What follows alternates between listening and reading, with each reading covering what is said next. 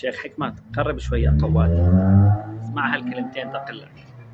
امبارح قال لك الشيخ موفق ظريف انه فيش انفصال، قالوا لك السفراء فيش انفصال، والكل قال لك فيش انفصال، قالوا لك رجع العالم على ضياعهم، انت مش راضي.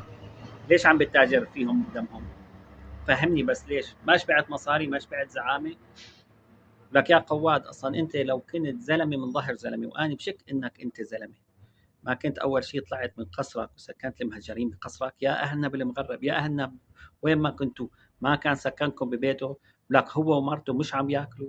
لك هو ومرته شو عم ياكلوا؟ أحسن أكل. لك عم بتدفوا أحلى لبس، عم بيلبسوا، وعم بتدفوا أحلى دفا، وقاعدين بقصور، وأنتوا قاعدين على بسط. لإيمت يا أهلنا بالمغرب؟ لك ارجعوا شو بدكم فيه؟ والله هذا طبل، والله طبل، والله طبل، والله العظيم عبارة عن فيل من هواء. حاجة تنفخوا فيه رح يفجر الزلمة.